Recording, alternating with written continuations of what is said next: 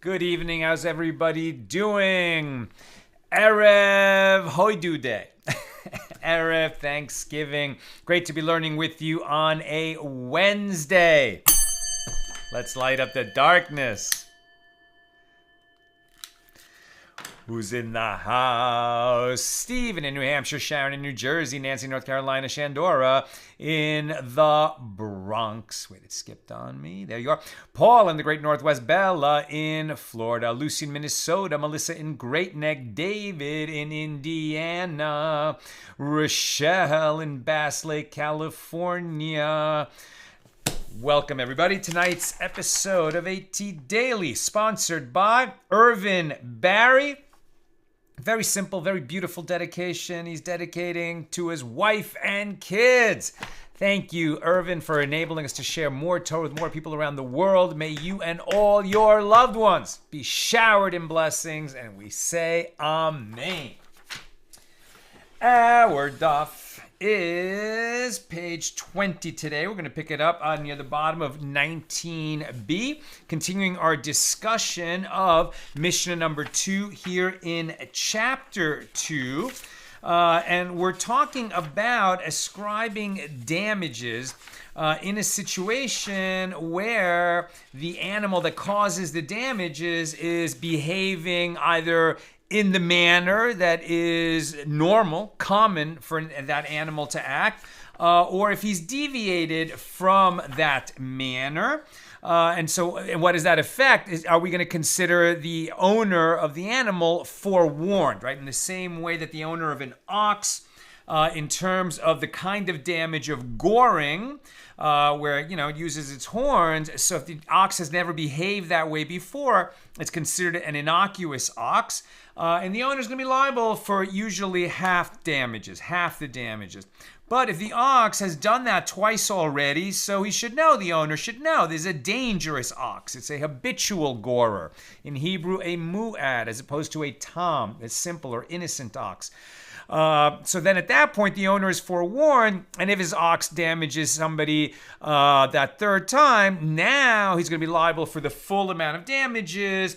And if the damages that the ox caused are greater than the value of the ox itself, then the one who was damaged or his property was damaged will have recourse to the superior quality land of the one who owned the animal that did that damage. Now, that's in terms of goring. And goring is not just going to be an ox with its horns, but anytime an animal is behaving in an atypical manner, that is not for the purpose of satisfying its hunger or simply moving around.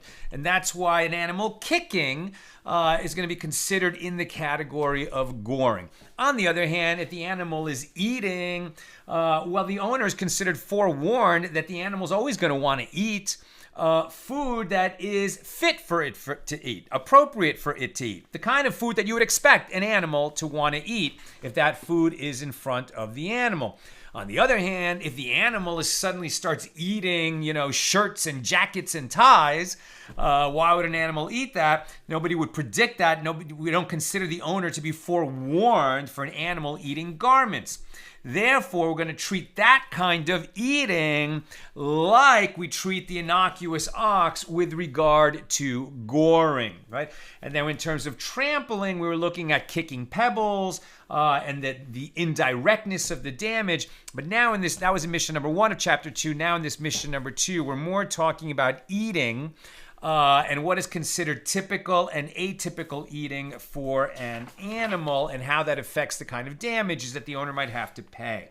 So, the Gemara relates there was a certain donkey that ate bread, and while eating it also broke the basket in which the bread was stored. And Rabbi Yehuda obligated the owner to pay the full cost of the damage for the loss of the bread and half the cost of the damage to the basket. And the Gemara asks, but why?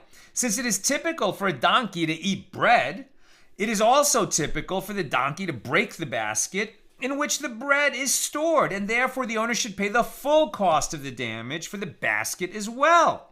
And the Gemara answers, this case is one where the donkey ate the bread and then afterward broke the basket, a sequence which demonstrates that its intent in breaking the basket was to cause damage. In other words, it's likened to kicking, or the primary category of goring. That's why it's only the half damages for breaking the basket.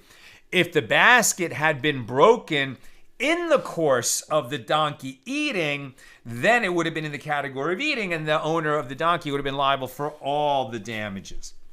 Now the Gemara asks, but is it typical for a donkey to eat bread? The Gemara raises a contradiction against this based on a Baraisa.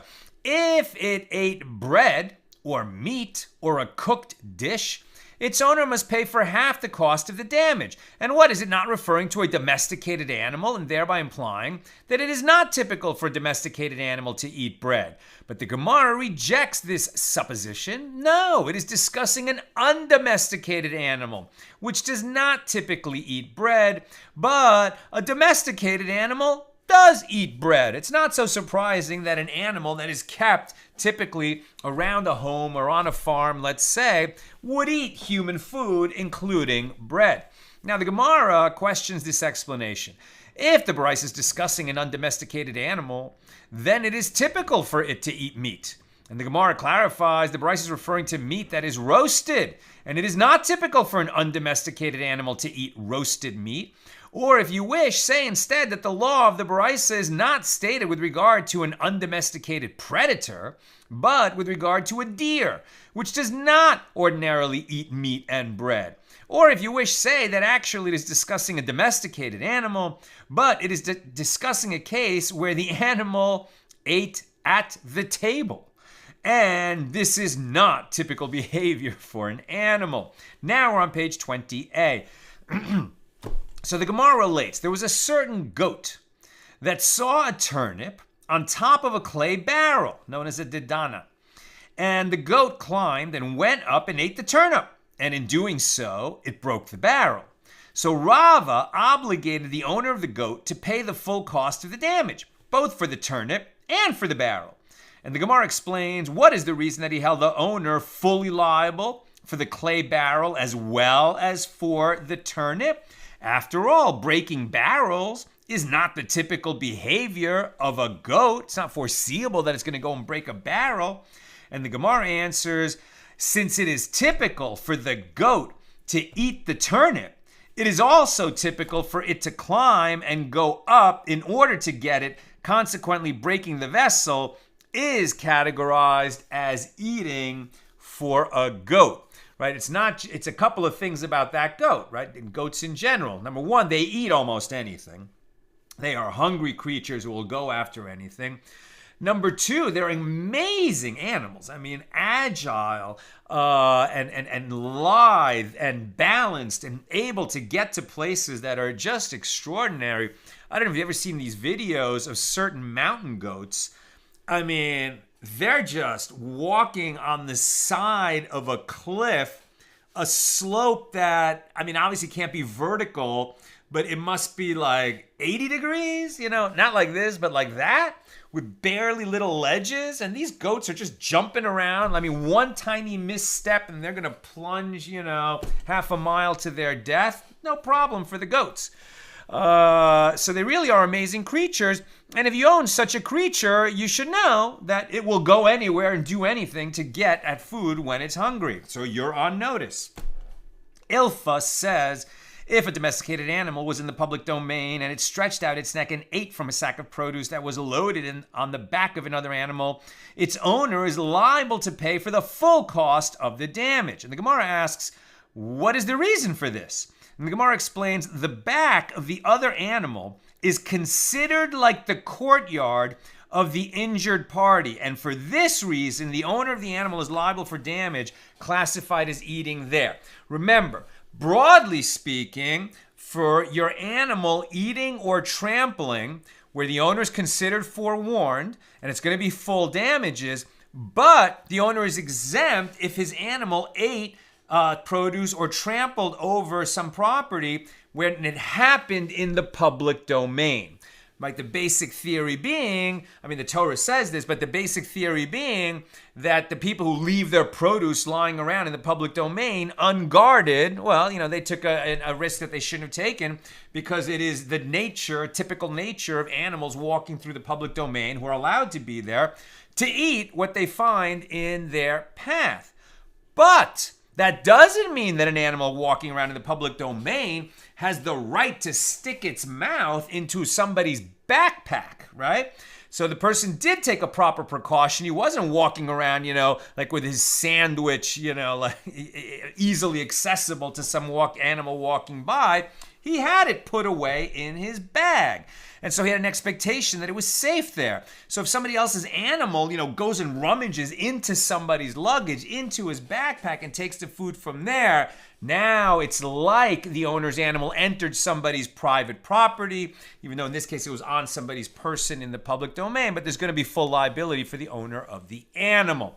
By the way, if you've ever had food in your golf bag and you're on a golf course where there are squirrels, it's extraordinary what a squirrel can do. It can chew through a golf bag and eat your, balance bar in 2 seconds. Literally, 2 seconds it can get at it. Let's continue. The Gemara suggests, let us say that the following Baraisa supports his opinion. If a person was standing in the public domain and his basket containing food was slung behind his back, and an animal stretched out its neck and ate from it, the owner is liable. Now, the Gemara rejects this. The Baraisa does not support Ilfa's opinion, because one could explain that the case in that Baraisa is, as Rava says, in a different situation. The ruling is stated with regard to a jumping animal.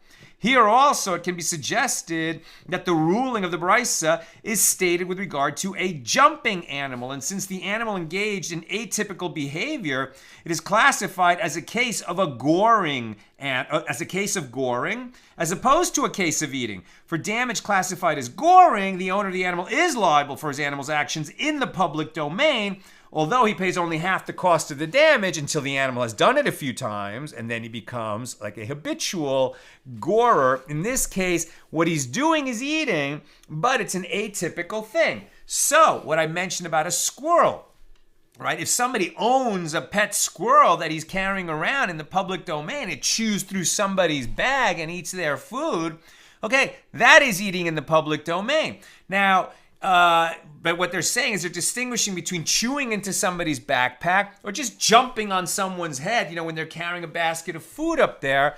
Maybe there's a distinction between those, maybe there's not. Let's keep reading. Now the Gemara asks, and where, i.e. in what context, was Rava's interpretation initially stated? And the Gemara answers, it was stated with regard to that which Rabbi Oshaya says. If a domesticated animal was walking along and eating in the public domain, its owner is exempt. But if it was standing and eating, he is liable. And the Gemara questions this ruling. What is different if it was walking?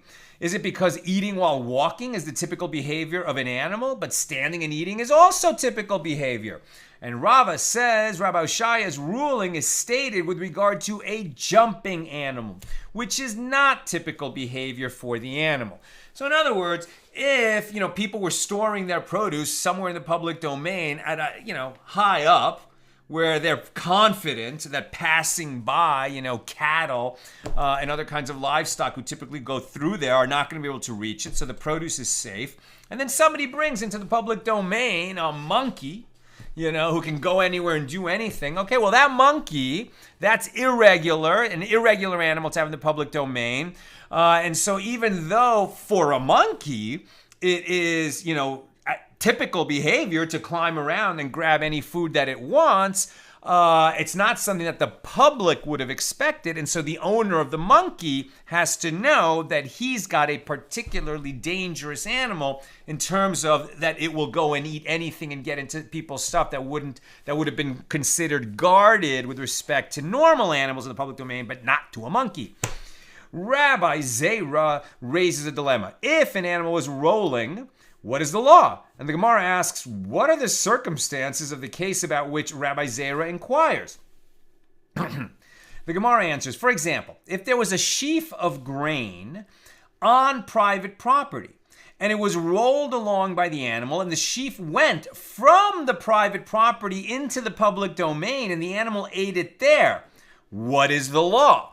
Right? So for eating, just standard eating, normal livestock in the public domain, what it eats, normal food for it, if it eats it in the public domain, the owner is exempt from paying damages. If the owner's animal enters somebody's private domain and eats that person's produce there, now the owner is fully liable for the damages. So what if the animal enters somebody's property, takes a sheaf of, hay, right, a haystack, and pushes it back into the public domain and eats it in the public domain. Now, the animal put it in the public domain, so it seems like, come on, the owner should be liable. But is he? Let's see. Should this be treated as a case of eating on private property, rendering the owner of the animal liable, or should it be treated as a case of eating in the public domain, thereby exempting him from liability? And the Gemara suggests, come in here, a solution from a Baraisa. As Rabbi Chia taught, if a load of food was located partly inside the property of its owner and partly outside of his property, meaning in the public domain. So somebody has a load of food that's half on his property and half in the public domain, okay?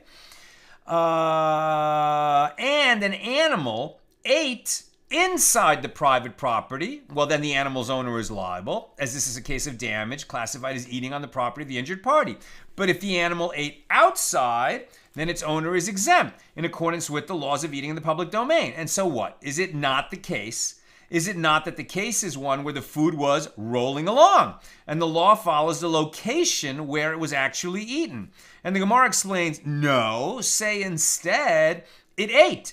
And for that which was initially inside the private property, its owner is liable even if the food rolled out of the private property. And for that which was initially outside, its owner is exempt. So if you wish, say instead that there is a different resolution. When Rabbi Chia stated his ruling, it was with regard to a long stalk of fodder that was partly inside and partly outside at the time it was consumed. And as the animal ate it, the entire stalk was pulled to where the animal was standing. So where did this law come out? If a domesticated, this is the law, the halacha, right, where it ended up. If a domesticated animal was standing on the property of the injured party and it tore off produce that was in the public domain and ate it in the private domain of the injured party, there is uncertainty about the law. The owner of the animal pays for the benefit that the animal derived, but since the dilemma was unresolved in the Gemara, if the injured party seized from the owner of the animal an amount up to the full cost of the damage, the court does not reclaim the money, according to the opinion of Rambam and the Geonim. The Rema writes that there are some who disagree and are of the opinion that seizing payment is not effective and the court reclaims the money. If the item that the animal ate was long, and as it ate, it slowly pulled it into the domain in which it was standing, this is treated as a case of an animal that ate something in the domain in which it is standing.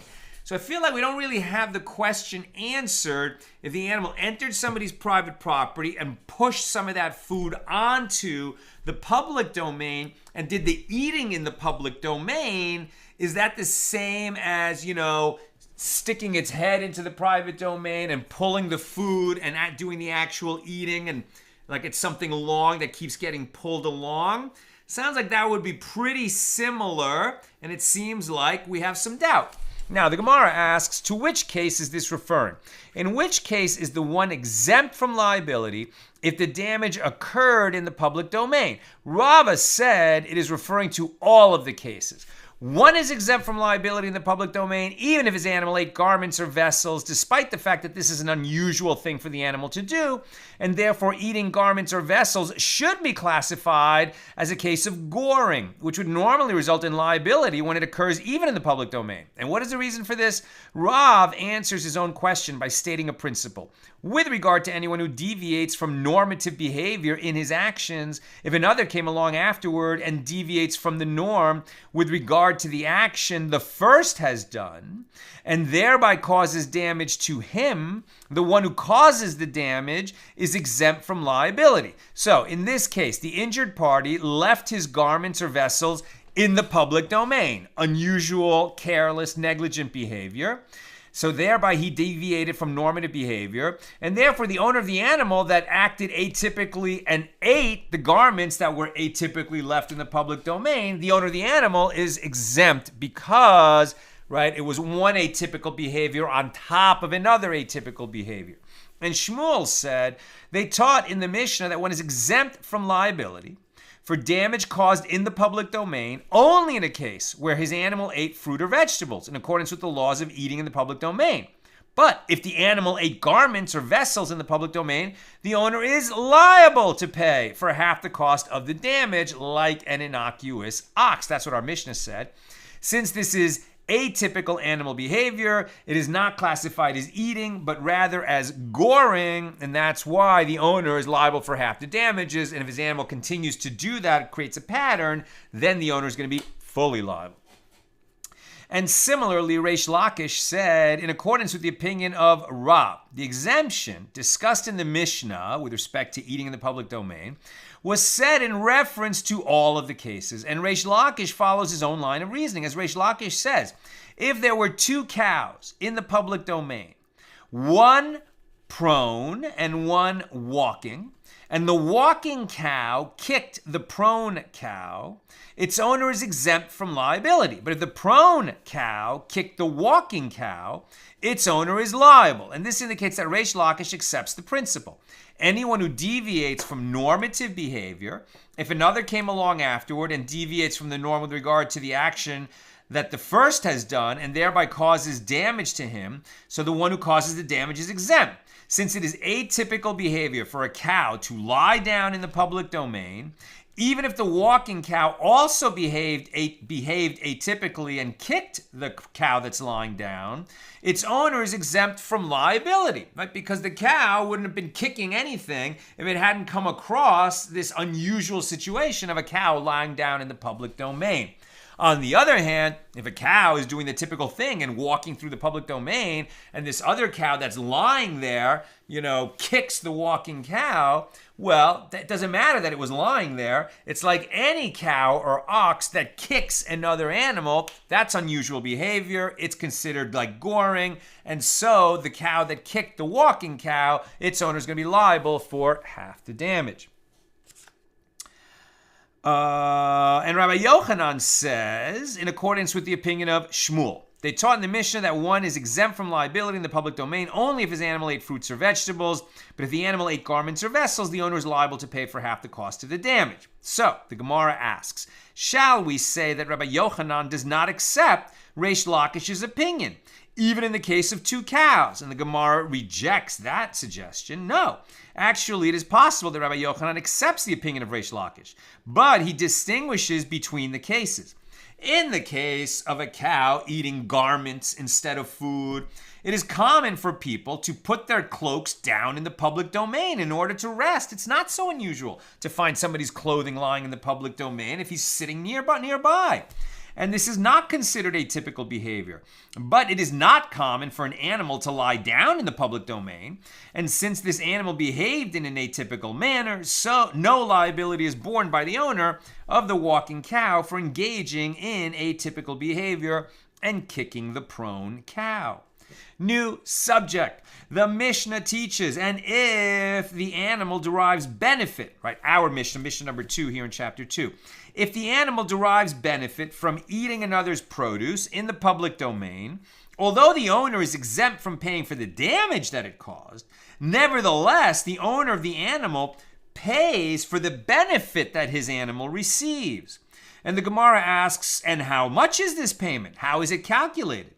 Rabba says it is the value of, meaning the amount one would pay for an equal quantity of stalks of hay or straw. And this is because the owner can claim that had his animal not eaten the produce, he would have fed it inexpensive straw, so the animal's benefit is limited to the cost of the straw that it would have eaten. Rava says, if the animal ate barley, his owner must pay the value of the barley, i.e., as that is typical animal food, but based on the cheapest price available in the market. Right? Remember, if your animal eats produce that's lying around available in the public domain, you're exempt from paying damages for the damage your animal caused to the owner of that produce.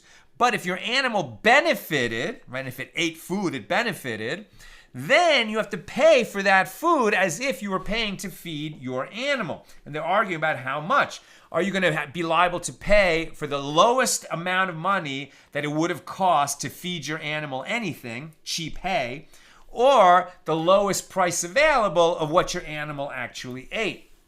And the Gemara notes it is taught in a Baraisa in accordance with the opinion of Rabba. And it is taught in a different Baraisa in accordance with the opinion of Rava. It is taught in a Baraisa in accordance with the opinion of Rabba. Rabbi Shimon ben Yochai said the animal's owner pays only the value of stalks of straw. It is taught in a Baraisa in accordance with the opinion of Rava. In the Tosefta 1:7, if the animal derived benefit from eating another's produce, the owner of the animal pays for the benefit that it derived. How so? If the animal ate 1 kav or 2 kav of grain, we do not say that he should pay their value. Rather, the court estimates how much a person would pay in order to feed his animal typical food fit for it to eat, even if this particular animal does not usually eat that food, as its owner gives it cheaper food. Therefore, if the animal ate barley, which is typical animal fare, even though this particular animal does not usually eat barley, its owner must pay compensation to the owner of the barley for what was eaten at its cheapest market price. Therefore, if the animal ate wheat or another item that is detrimental to it, so that it did not derive any benefit, if this occurred in the public domain, the owner is exempt from all liability, right? You're exempt from damages. You only have to pay for the benefit that your animal received. So if your animal ate something that's not good for it, that you never would have fed the animal, that it didn't benefit from it, it might make it sick, in fact, then you don't pay damages and you didn't get any benefit, so you don't have to pay for what it ate. In connection to the principle stated in the Mishna, that if the animal derives benefit, the owner of the animal pays for the benefit that it derived, the Gemara relates. Rav Chisda said to Rami bar Kamma, you are not with us at night within our boundary when we raise dilemmas concerning exceptional matters. And Rabbi bar Kamma said to him, what are the exceptional matters that you discussed? And Rav Chisda said to him, with regard to one who resides in another's courtyard without his knowledge or permission, must he pay rent for living there, or does he not need to pay him rent? Right? So if you've got an empty property, you got a summer home, and you know what? You didn't go visit it for the last 3 summers. It's just sitting there empty. And some local notices nobody's using that house. And he moves in and starts using the house. You're unaware. You have no idea. You haven't visited your summer house. As far as you know, it's boarded up. No one's using it. So this guy is using it. He's deriving benefit from your property. But you didn't think that you were renting out that property. You weren't expecting to be making any money off that property. You weren't even aware that some squatter was living on your property. Does he owe you money when you find out that he was there? That's the question being asked. So the Gemara asks, what are the circumstances of this question if we say that the case concerns a courtyard that does not stand to be rented out? I.e., if the squatter would not have lived there, the owner would have kept it vacant, right? Like this summer house idea. I wasn't trying to rent it out. I don't have it listed on Airbnb. It's just sitting there empty. So in that situation, it doesn't stand to be rented. Then it is a case where this one, the squatter, And the man squatting there is someone who would not have rented other living quarters because he has other lodgings available to him for free. So the squatter didn't have to live there either. It's like, in other words, the squatter had some other place that he could be. He didn't need to be squatting in my empty summer home, but he chose to. So because he had choices, because he had an alternative, right? He wasn't a homeless guy that if he wasn't squatting in my summer house, he would have nowhere to be. He actually was the next door neighbor. He has his own house there, but he liked my house better. So then you can say that the squatter does not derive benefit.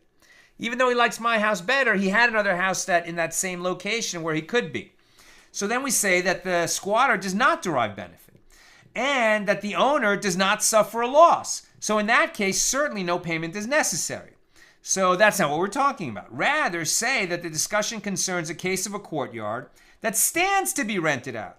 And the man squatting there would have rented other living quarters. Now we're talking about, actually, I own the summer house and I normally am trying to rent it out on Airbnb. The squatter is a homeless guy who doesn't have anywhere else to go. So my summer house is something that I try to make money from. The homeless guy needs a place. He ended up squatting in my house. Sounds like he owes me money, right? So it's a courtyard that stands to be rented out, and the man squatting there would have rented other living quarters if he wasn't squatting in mine. If so, then this is a case where this one derives benefit and that one suffers a loss. And in that case, certainly he must make payment. The dilemma was not with regard to either of these circumstances because they are obvious. So the Gemara explains, no, it is necessary to raise a dilemma in the case of a courtyard that does not stand to be rented out, my empty summer house that I don't care that it's empty, but the man squatting there would have rented other living quarters had he not squatted in this property. He's saving money by living there rent-free. What is the law in this case? Is the squatter legally able to say to the owner of the courtyard, "What loss have I caused you, as you would not have rented it out anyway?" Or perhaps the owner of the courtyard is legally able to say to the squatter, "Well, you have derived benefit from my property, as by living there, you saved the money that you otherwise would have had to pay in order to rent out a different courtyard, and therefore you must pay me for the benefit that you derived." And Rami Bar Kamma said to him, the dilemma is not new. Rather, it is discussed in the Mishna, and the Mishna already provided a solution. And Rav Chisda asked him, to which Mishna are you referring? And Rami Bar Kamma said to him, after you serve me, I will tell you. So Rav Chisda took hold of Rami Bar Kamma's scarf and wrapped it around him in the manner that it is usually worn. And Rami Bar Kamma then said to him, this is the Mishnah. If the animal derives benefit, the owner of the animal pays for the benefit that the animal derived. Right? So we're learning out the law of the squatter. That was squatting in a house that otherwise would have been sitting empty, but the squatter's getting benefit from being there. We're going to learn what to do in that case from the case of somebody's animal who ate somebody else's produce in the public domain. The owner of the animal is not liable for damages, but is liable to pay for the benefit that the animal received. So presumably, the squatter is going to have to pay me rent for that house that would have otherwise been sitting empty. Where am I? This demonstrates that one who derives benefit must pay for the benefit he derives, even if the injured party is not entitled to payment for his loss. This is page 20b. Rava said, how little does a man who has the assistance of his Lord have to worry or be concerned about the possibility that his opinion may not be accepted? As even though the dilemma that was raised is in fact not similar to the case in the Mishnah quoted by Rami Bar Kamma, Rav Chisda nevertheless accepted it from him. This case in the Mishnah about the animal eating produce in the public domain is where this one derives benefit and that one suffers a loss. Right? The animal benefits by eating the food, but the one who owns the produce now has less produce. Of course he suffered a loss.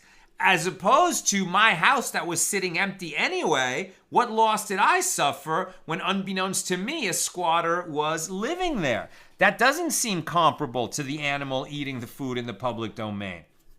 And the Gemara asks, and what does Rami Bar Kamma think? Wait a minute. is not similar to the case. In this case, in the Mishnah about the animal eating produce in the public domain is where the one derives benefit and the other one suffers a loss. In that case of the squatter living in the courtyard is where this one derives benefit and that one does not suffer a loss.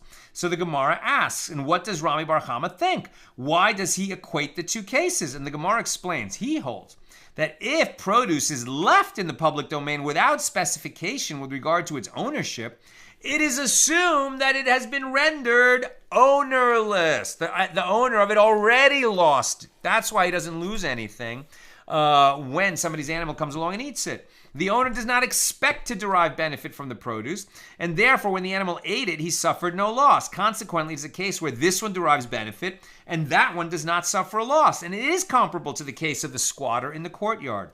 Now, the Gemara attempts to cite conclusive evidence from another case. We learned in a Mishnah, tractate Bava Basra, page 4b, if one's fields surround the fields of another person on three sides, and he fenced in the first, the second, and the third field, thereby providing protection also to the other man's field. So the court does not obligate the owner of the inner field to share in the costs of the fence, as he can claim that he does not derive benefit from a fence on three sides of his field because you can still get into his field. The fourth side is wide open.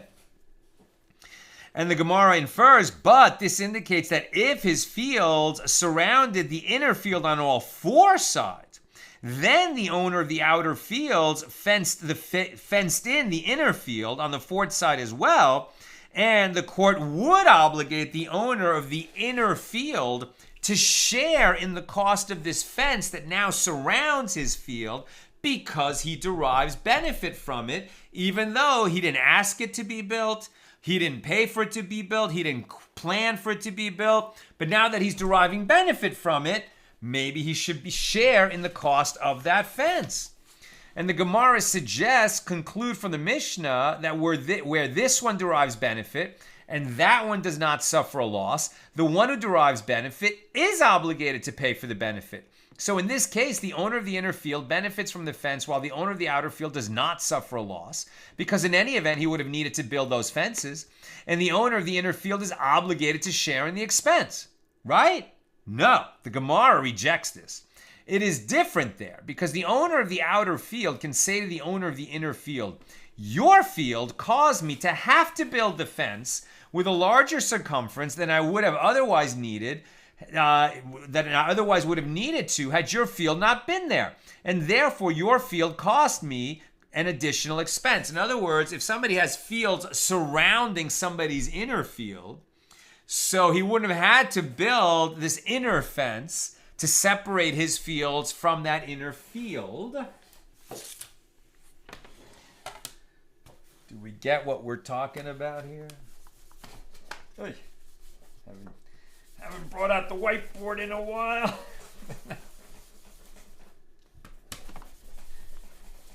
I think I wasn't planning to do this. But, right, very, very simple sketch. Right, this is the inner field. Somebody else owns all the land around it, right? Presumably there's some kind of an easement so that the guy can get through to his inner field. But at any rate, if the inner field wasn't there, then the guy with the outer fields only would have needed this perimeter fence. He wouldn't have needed to build this inner fence to separate his property from the inner field, right? So the fact that the inner field is there caused the guy with the outer lands to have to build this inner fence, which otherwise he wouldn't have had to build. Therefore, the guy with the inner field is benefiting from that fence, separating his land from that guy's land, and he should have to participate in its cost. Right or wrong? Let's see. Where am I? So the Gemara attempts another resolution. Come and hear a proof from the continuation of that Mishnah. Rabbi Yosei said, if the owner of the inner field arose and enclosed the fourth side on his own, so then the court imposes upon him the obligation to pay his share of all of it, as through his actions he demonstrated that he was interested in having the fence installed. And the Gemara infers from this the reason that the court imposes upon him the obligation to pay his share of all of it is because the owner of the surrounded field arose and enclosed the fort side himself. By inference, had the owner of the surrounding field built the fourth fence, the owner of the inner field would be exempt because he didn't choose or ask for that fence. He didn't demonstrate that he wanted that fence. It just happened, as far as he's concerned. So the Gemara suggests, conclude from the Mishnah, that where one derives benefit and the other does not suffer a loss, the one who derives benefit is exempt. The Gemara rejects this. No, it is different there because the owner of the inner field can say to the owner of the surrounding fields, for me, the protection of a fence worth a dinar would have been sufficient. I did not wish to pay for such an expensive fence. So the Gemara attempts a different resolution. Come and hear a proof from a Mishnah that we'll encounter in Tractate Bava Metzia, page 117a. If a house in its upper story, which belonged to two separate people, right? Duplex, lower house, upper house. It belonged to two separate people, and this house and its upper story collapsed, necessitating that the entire structure be rebuilt. And the owner of the upper story told the owner of the lower story of the house to build the lower story again so that he could rebuild the upper story. But the owner of the lower story does not want to do so. The owner of the upper story may build the lower story of the house and live in it until the owner of the lower story will pay him for his expenses. And only then will he be required to vacate the lower story of the house and build the upper story. So the Gemara infers it is all of his expenses that the owner of the lower story of the house is obligated to pay him. And he does not subtract from the amount compensation for rent for the time that the owner of the upper story lived in the lower story of the house. Conclude from the Mishnah that where one derives benefit and the other one does not suffer a loss, the one who derives a benefit is exempt, as the owner of the upper story derived benefit from living in the lower story, while the owner of the lower story did not suffer a loss, since he said he does not need it. He didn't want to rebuild it, so he said he didn't need it. So while the owner of the upper story was living in the lower story, the owner of the lower story didn't actually suffer a loss. But the Gemara rejects this proof. It is different there because the lower story of the house is subjugated to the upper story, because it also serves as the foundation of the upper story. And therefore, the owner of the lower story of the house is obligated to provide lodging to the owner of the upper story in the interim until that lower story is rebuilt, so that the upper story can then be rebuilt on top of it. And the Gemara attempts a different resolution.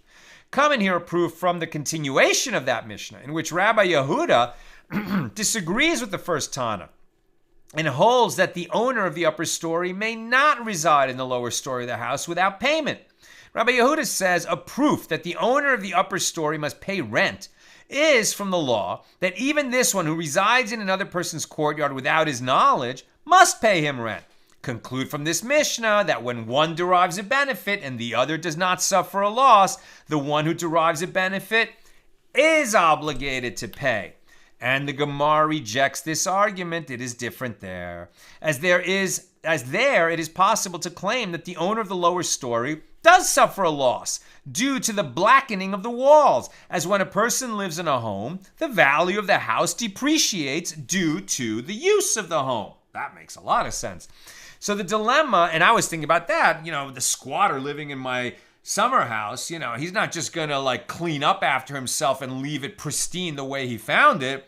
No doubt the squatter is gonna, put some wear and tear on that house. So you can't say that just because it's sitting unused that I suffer no loss when a squatter moves in and is living there. He might be creating a lot of loss for me. Now the dilemma was not successfully resolved. So they sent it to the academy of Rabbi Ami to ask his opinion. Rabbi Ami said, and what did the squatter do to the owner? What loss did he cause him? How did he damage him? Rav Ami holds that if this one derives benefit and that one does not suffer a loss, no payment is necessary.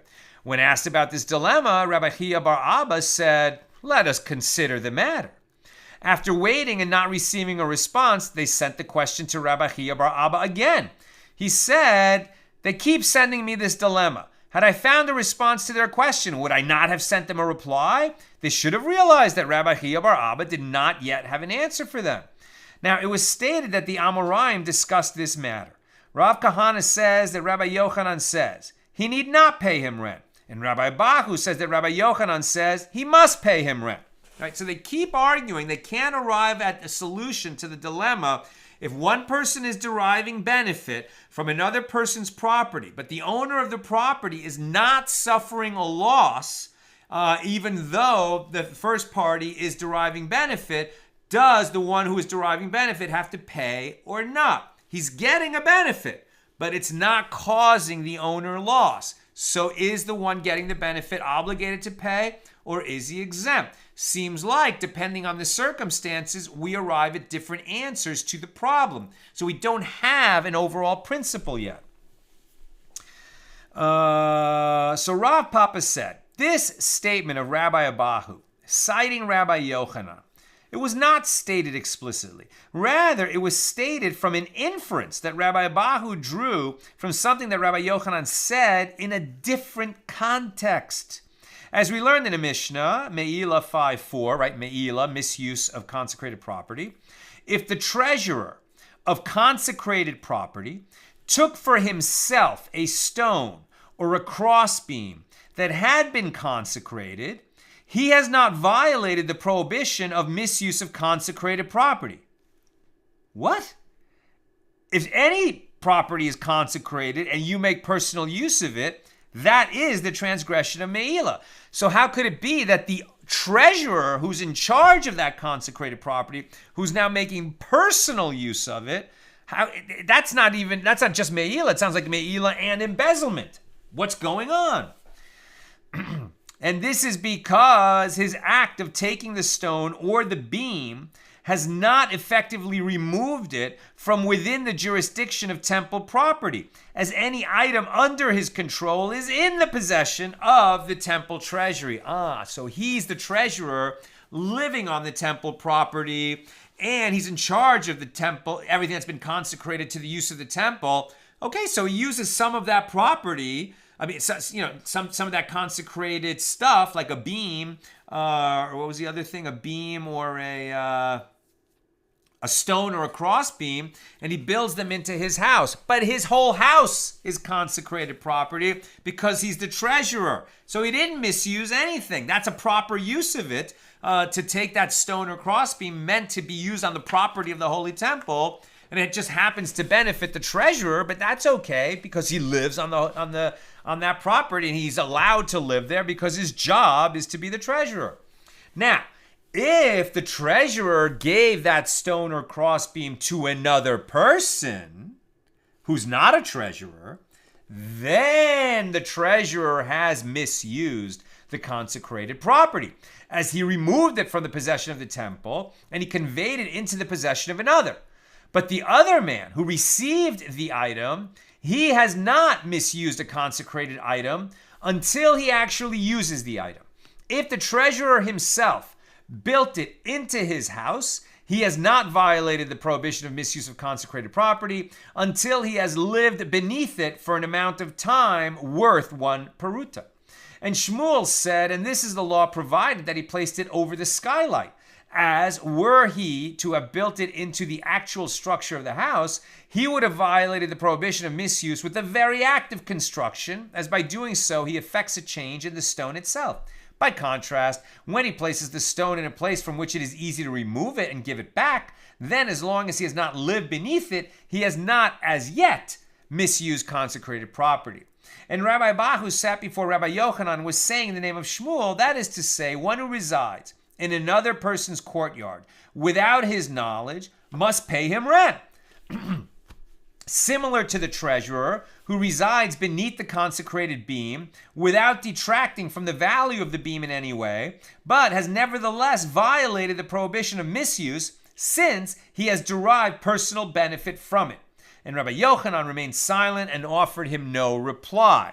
Are we going to learn from that incident that Rabbi Yochanan says one who derives benefit from another without that person suffering loss, he's obligated to pay? Maybe Rabbi Yochanan was distracted. Maybe Rabbi Yochanan was thinking about it. He just didn't answer. Rabbi Abahu thought that since Rabbi Yochanan was silent, this must mean that he concedes to his conclusion, and therefore, from then on, he would cite this opinion in the name of Rabbi Yochanan. But that is not so. The reason Rabbi Yochanan was silent was because he did not pay attention to Rabbi Abahu and did not bother to contradict his opinion on the issue.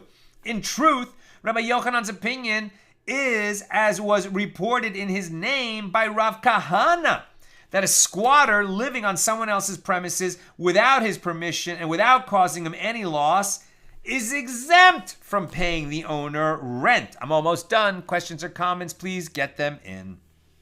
The Gemara explains the distinction between that case and the case of the consecrated stone or beam. The reason the treasurer of consecrated property is considered to have misused consecrated property by deriving benefit from it is in accordance with the statement of Rabbah. As Rabbah says, consecrated property from which one derived benefit without the temple treasury's knowledge is similar to an action involving non-sacred property belonging to an ordinary person, which was performed with the owner's knowledge and against his wishes. And this is because consecrated property belongs to the Almighty, and it is therefore meaningless to speak of a situation where the owner is unaware of what is being done. Consequently, anyone who derives benefit from consecrated property is in violation of the prohibition of misuse, but it cannot be inferred from this that one who resides in another person's courtyard without his knowledge must pay him rent. Bottom line, we're not going to learn out whether the squatter has to pay rent if he's using property that was otherwise left empty and he's using it without the knowledge of the owner. Whatever the resolution is to that dilemma, we're not going to learn it out from somebody who uses consecrated property without telling anyone, because any consecrated property belongs to God and God knows everything, right? So it has the idea of unawareness of the owner just doesn't apply to consecrated property. We're going to have to use other cases and other examples to figure out where this discussion, where this law ends up tomorrow, Thanksgiving. We do have a short daf tomorrow. I am going to be teaching at the normal time. I'm sure that a lot of people aren't going to be able to make it, but you'll be able to make it up. It's always going to be available on YouTube and Facebook, and our website, of course, as always. But we will have a short class at the regular time tomorrow, God willing. Okay, let me take a couple of questions. And remember, please, to take upon yourself a little extra nowadays, a little extra Torah learning or an extra mitzvah. Call your parents, visit the sick, be a little bit more meticulous in your observance of a mitzvah like Shabbos, give a little extra charity, all for the sake of peace in Israel. The more people are doing mitzvahs, the sooner a safe and secure and lasting peace will come. Not only to our brothers and sisters in the land of Israel, but to Am Yisrael, the nation of Israel, everywhere. The more peace there is for the Jews in the world, the more peace there is for everybody in the world. So everybody, increase your mitzvahs, increase your charitable giving, increase your Torah learning. And we are in our annual campaign, so if you want to give to an organization that is sharing Torah with the world and reaching many, many people, so every dollar you give to Accidental Talmudists, the merit of that gets multiplied every time somebody learns Torah with us, and so many people are doing that. It's a fantastic investment in your own merit that you can bring with you, not only in this world, but even in the world to come. Donate.accidentaltalmudist.org. Sharon says, I have a dog who was a very clever food thief, and also utensils, pens, bottle caps, scissors. Point being, even animals who are domesticated can be destructive to things that are atypical for him to eat.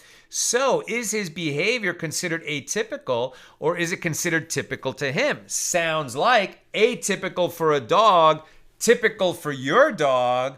So it would be considered, I think, like a muad, right? Like the goring ox with respect to those kinds of damage. Tom, with respect to a squatter, what if he eats your food while he's squatting in your house?